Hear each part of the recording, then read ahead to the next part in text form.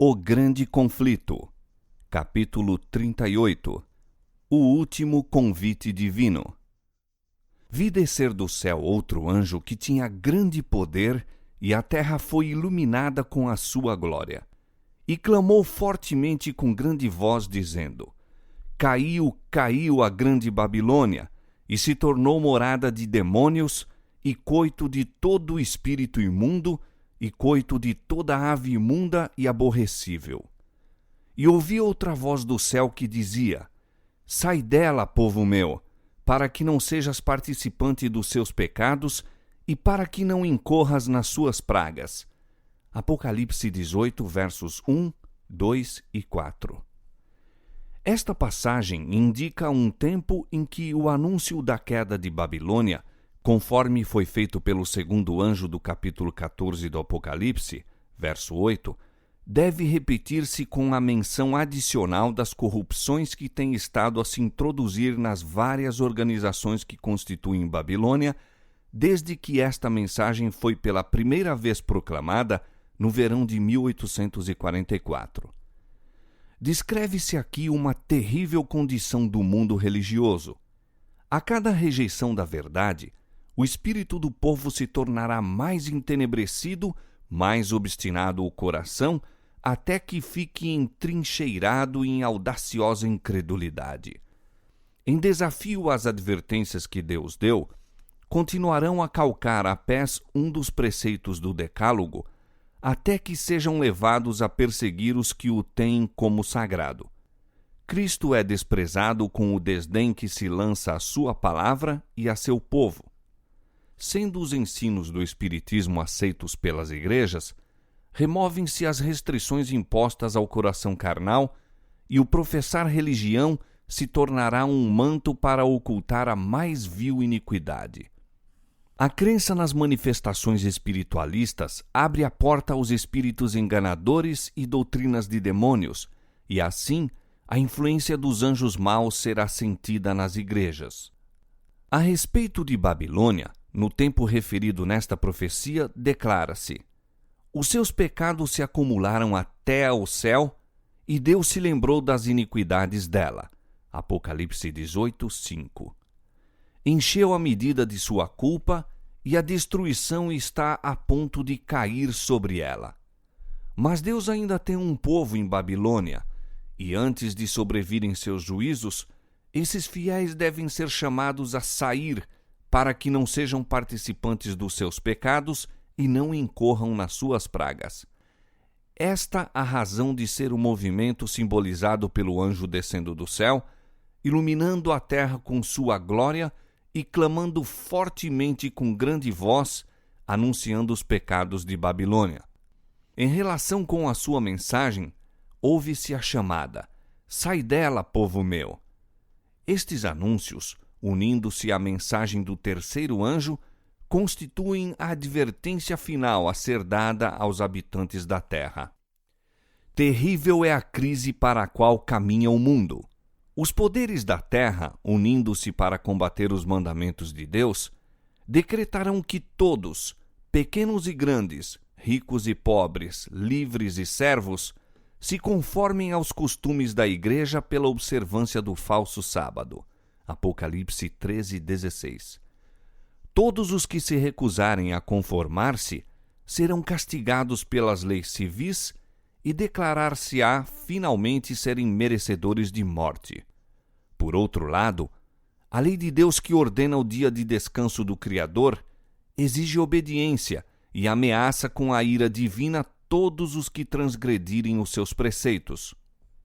Esclarecido assim o assunto, quem quer que pise a lei de Deus para obedecer a uma ordenância humana, recebe o sinal da besta. Aceita o sinal de submissão ao poder a que prefere obedecer em vez de Deus. A advertência do céu é: se alguém adorar a besta e a sua imagem, e receber o sinal na sua testa ou na sua mão, também o tal beberá do vinho da ira de Deus, que se deitou, não misturado, no cálice da sua ira. Apocalipse capítulo 14, versos 9 e 10.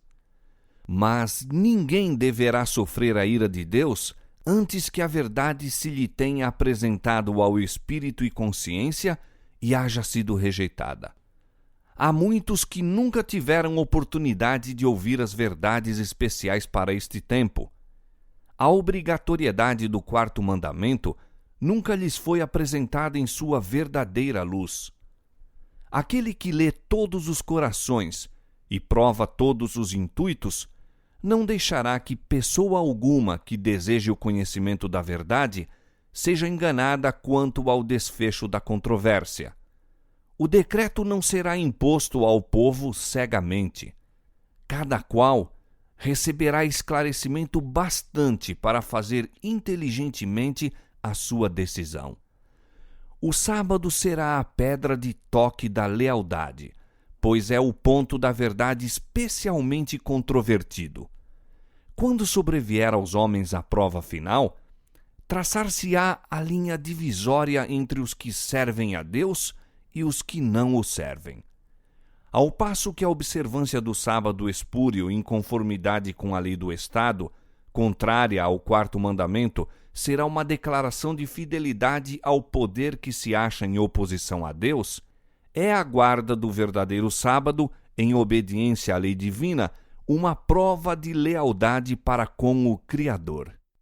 Ao passo que uma classe, aceitando o sinal de submissão aos poderes terrestres, recebe o sinal da besta, a outra, preferindo o sinal da obediência à autoridade divina, recebe o selo de Deus. Até aqui, os que apresentavam as verdades da mensagem do terceiro anjo foram muitas vezes considerados como simples alarmistas. Suas predições de que a intolerância religiosa alcançaria predomínio nos Estados Unidos, de que a Igreja e o Estado se uniriam para perseguir os que guardam os mandamentos de Deus, foram declaradas sem fundamento e absurdas. Afirmou-se confiantemente que esse país jamais se poderia tornar outro que não o que tem sido, defensor da liberdade religiosa. Mas, ao ser a questão da obrigatoriedade da observância do domingo amplamente agitada, vê-se aproximar o fato há tanto tempo duvidado e descrido, e a terceira mensagem produzirá um efeito que antes não seria possível produzir. Em todas as gerações, Deus tem enviado seus servos para repreender o pecado, tanto no mundo como na igreja. Mas o povo deseja que se lhes falem coisas agradáveis, e a verdade clara e pura não é aceita. Muitos reformadores, ao iniciarem seu trabalho, decidiram-se a exercer grande prudência ao atacar os pecados da igreja e da nação. Esperavam, pelo exemplo de uma vida cristã pura, fazer voltar o povo às doutrinas da Bíblia. Mas o Espírito de Deus veio sobre eles, assim como viera sobre Elias, impelindo-o a repreender os pecados de um rei ímpio e de um povo apóstata. Não podiam conter-se de pregar as claras asserções da Escritura Sagrada, doutrinas que tinham sido relutantes em apresentar. Sentiam-se forçados a declarar zelosamente a verdade e o perigo que ameaçava as almas. As palavras que o Senhor lhes dava, eles as falavam sem temer as consequências, e o povo era constrangido a ouvir a advertência. Assim será proclamada a mensagem do terceiro anjo. Ao chegar o tempo para que ela seja dada com o máximo poder, o Senhor operará por meio de humildes instrumentos, dirigindo a mente dos que se consagram ao seu serviço. Os obreiros serão antes qualificados pela unção de seu espírito do que pelo preparo das instituições de ensino. Homens de fé e oração serão constrangidos a sair com zelo santo, declarando as palavras que Deus lhes dá. Os pecados de Babilônia serão patenteados. Os terríveis resultados da imposição das observâncias da Igreja pela autoridade civil, as incursões do espiritismo, os furtivos mais rápidos progressos do poder papal, tudo será desmascarado. Por meio destes solenes avisos, o povo será comovido. Milhares de milhares que nunca ouviram palavras como essas, escutá-las-ão.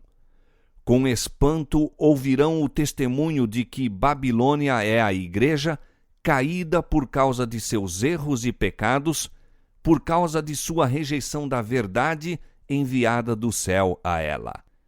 Ao ir o povo a seus antigos ensinadores com a ávida pergunta: são estas coisas assim? Os ministros apresentam fábulas, profetizam coisas agradáveis, para acalmar-lhes os temores e silenciar a consciência despertada. Mas, visto que muitos se recusarão a satisfazer-se com a mera autoridade dos homens, pedindo um claro "assim diz o Senhor", o ministério popular, semelhante aos fariseus da antiguidade, cheio de ira por ser posta em dúvida a sua autoridade, denunciará a mensagem como sendo de Satanás e agitará as multidões amantes do pecado para ultrajar e perseguir os que a proclamam. Estendendo-se a controvérsia a novos campos, e sendo a atenção do povo chamada para a lei de Deus calcada a pés, Satanás entrará em ação. O poder que acompanha a mensagem apenas enfurecerá os que a ela se opõem. O clero empregará esforços quase sobre-humanos para excluir a luz, receoso de que ilumine seus rebanhos. Por todos os meios ao seu alcance, esforçar-se-á por evitar todo estudo destes assuntos vitais. A Igreja apelará para o braço forte do poder civil e nesta obra unir-se-ão romanistas e protestantes. Ao tornar-se o movimento em prol da imposição do domingo mais audaz e decidido, invocar-se-á a lei contra os observadores dos mandamentos. Serão ameaçados com multas e prisão, e alguns se oferecerão posições de influência e outras recompensas e vantagens, como engodo para renunciarem à sua fé. Mas sua perseverante resposta será: mostrai-nos pela palavra de Deus o nosso erro, a mesma que foi apresentada por Lutero sob idênticas circunstâncias. Os que forem citados perante os tribunais defenderão desassombradamente a verdade, e alguns que os ouvirem serão levados a decidir-se a guardar todos os mandamentos de Deus. Assim a luz chegará a milhares que de outra maneira nada saberiam destas verdades. A conscienciosa obediência à palavra de Deus será considerada rebeldia. Cegado por Satanás, o pai exercerá aspereza e severidade para com o filho crente. O patrão ou a patroa oprimirá o empregado que observe os mandamentos. A afeição será alienada, filhos serão deserdados e expulsos do lar. Cumprir-se-ão literalmente as palavras de Paulo: todos os que piamente quiserem viver em Cristo Jesus padecerão perseguições. 2 Timóteo 3,12. Como os defensores da verdade se recusem a honrar o descanso dominical, alguns deles serão lançados na prisão, exilados, e outros tratados como escravos. Para a sabedoria humana, tudo isto parece agora impossível. Mas, ao ser retirado dos homens o Espírito de Deus, o qual tem o poder de reprimi-los, e ao ficarem eles sob o governo de Satanás, que odeia os preceitos divinos, hão de acontecer coisas estranhas. Quando o temor e o amor de Deus são removidos, o coração pode tornar-se muito cruel.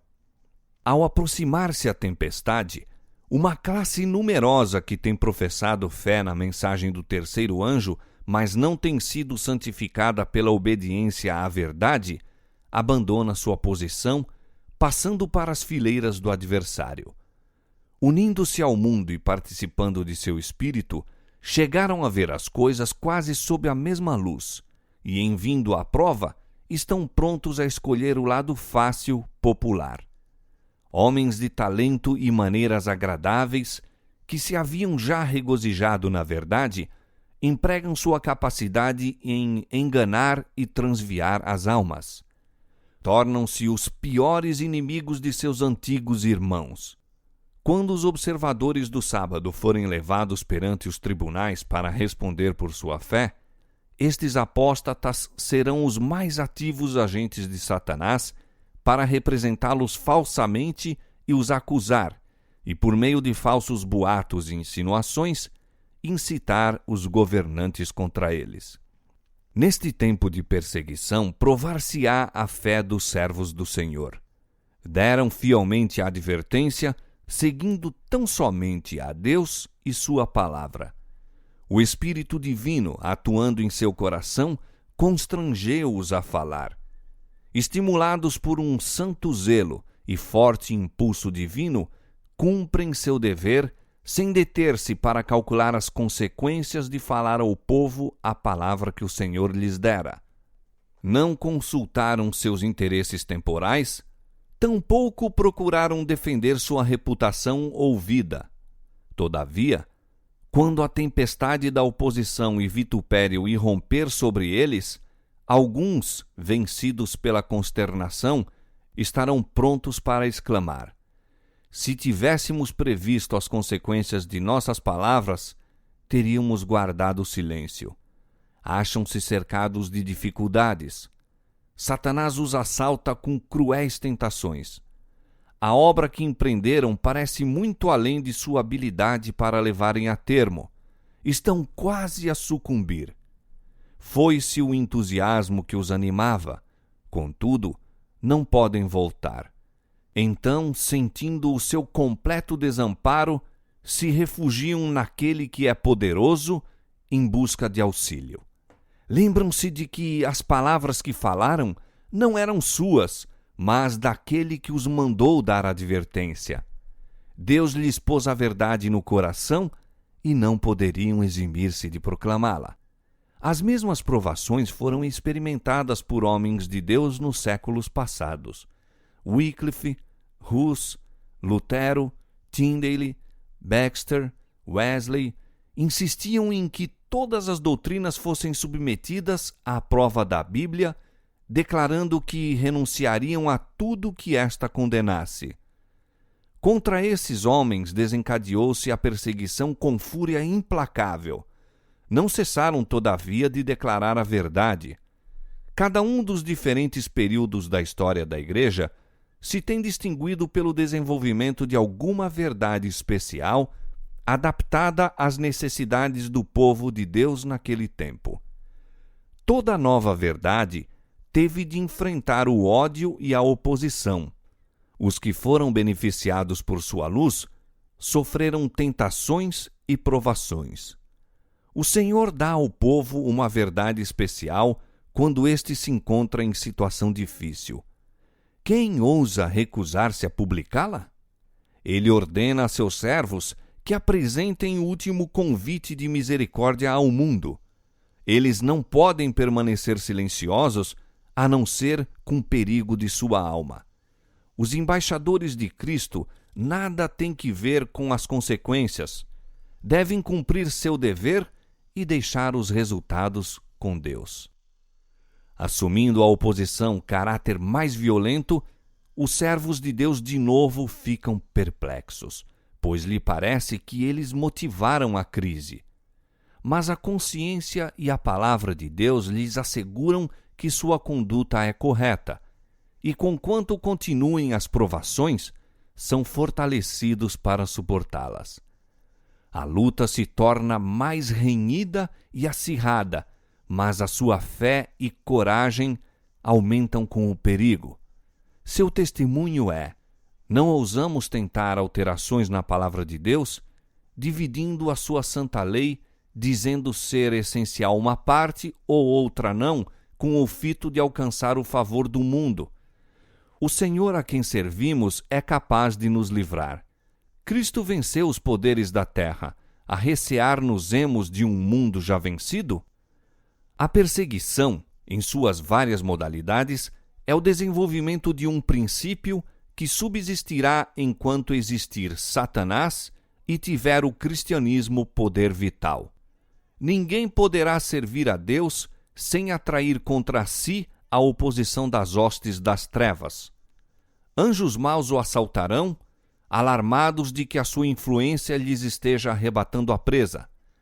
Homens maus, reprovados pelo seu exemplo, unir-se-ão àqueles procurando separar de Deus tal pessoa por meio de sedutoras tentações.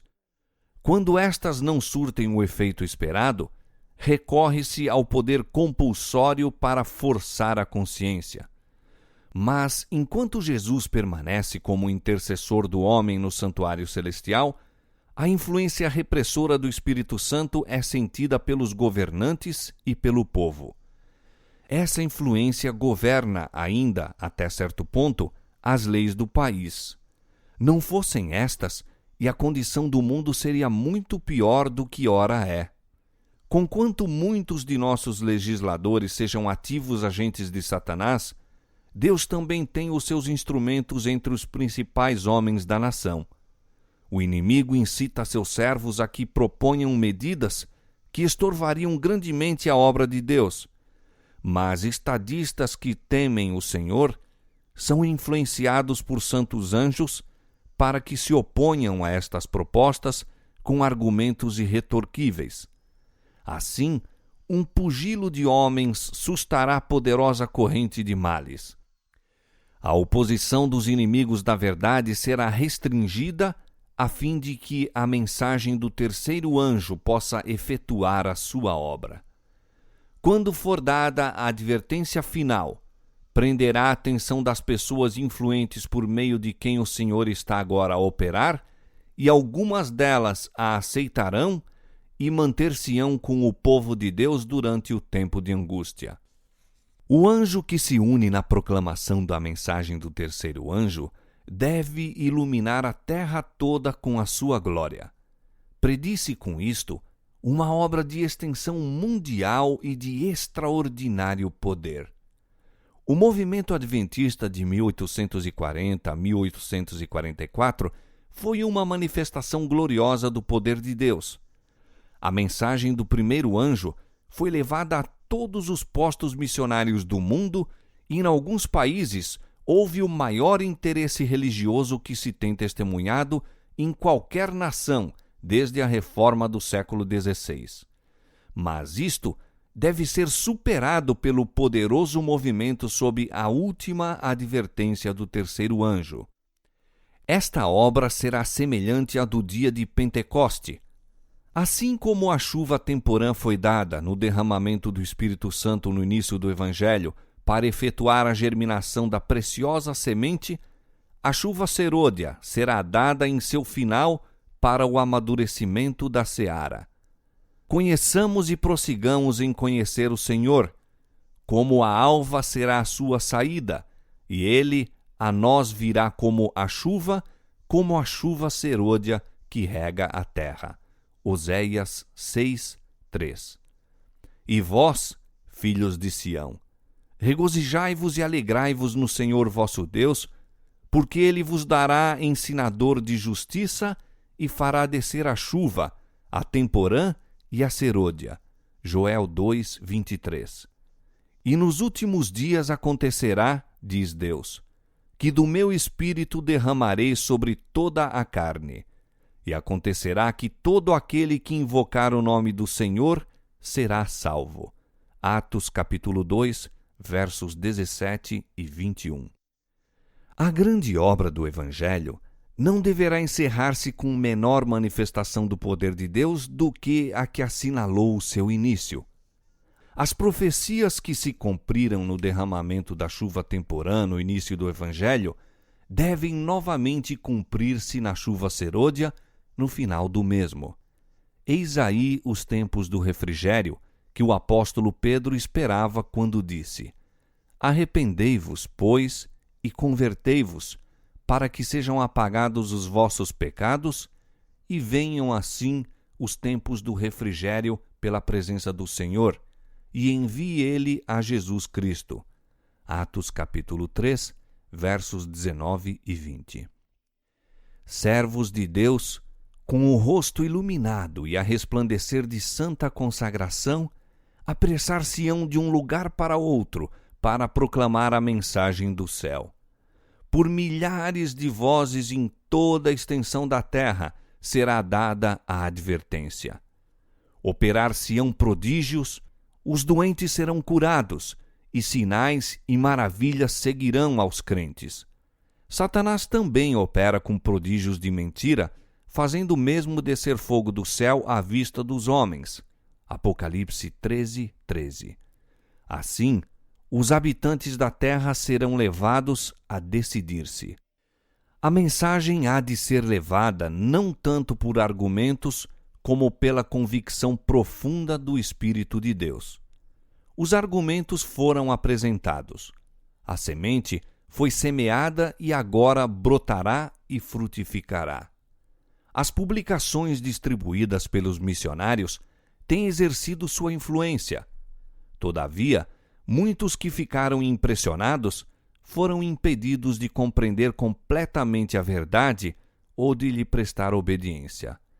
Agora, os raios de luz penetram por toda a parte. A verdade é vista em sua clareza e os leais filhos de Deus cortam os liames que os têm retido. Laços de família, relações na igreja são impotentes para os deter agora. A verdade é mais preciosa do que tudo mais. Apesar das forças arregimentadas contra a verdade, grande número se coloca ao lado do Senhor.